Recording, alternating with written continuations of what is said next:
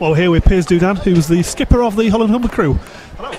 Hi there, yeah, good to see you guys again. Yeah, we met initially 5 months ago, and you were good enough to show us around the boat and the naming ceremony down in London. Yeah. Well, since then, all the training's taken place, all the crew's been allocated.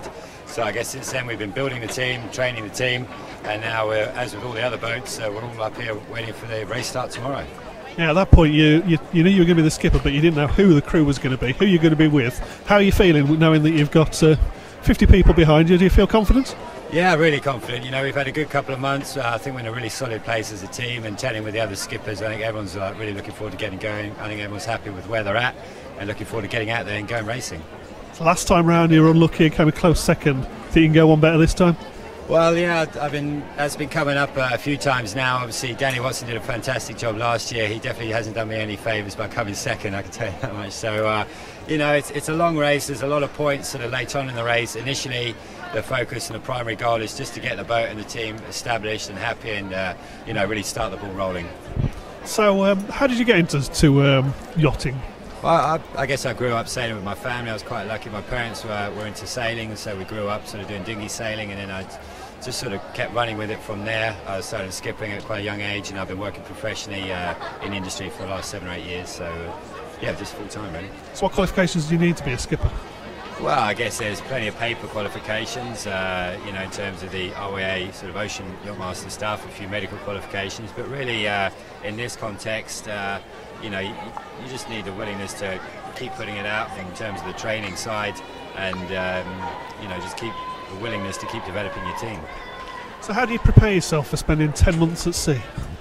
Well, you know, the process is I'm pretty familiar with the process. It's a very stop-go in terms of the stopovers and stuff, so you take it literally one leg at a time, and you know, you set the boat up initially, but you look to continually develop it the whole time and just try and break it down into smaller stopgaps. Whilst this is very much a team building exercise and a team exercise in getting round, it must be particularly stressful being the skipper. You've obviously got a lot more responsibility.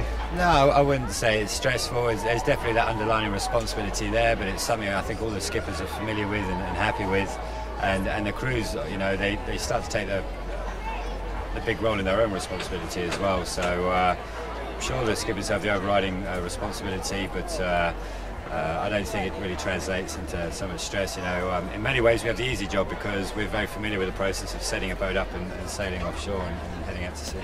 So what are you looking forward to most about it all? I guess in probably kind of a corny sense, I'm looking forward to the crew really achieving their own goals and actually showing them what it's like out there, because it is a massively personal experience when you start crossing oceans.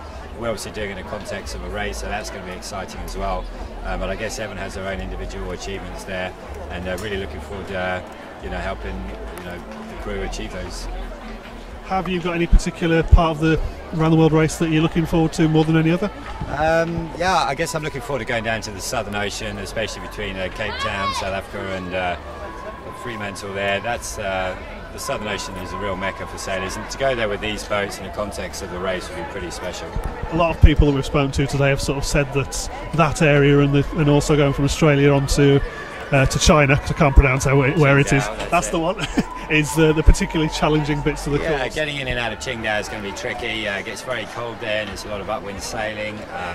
That is the toughest part of the race for sure.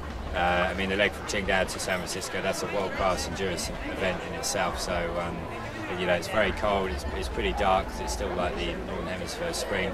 So that's going to be really tough on the crews. But by then, hopefully, we've established a solid team and a solid routine. And that should be a really great challenge. Well, thanks very much, Piers. Good luck with the race, and we'll look forward to seeing you in just over 10 months for the race back to the Humber. For sure, yeah, July 17th. We'll be back. Hopefully, we'll be in good shape. Thanks very much. Good luck.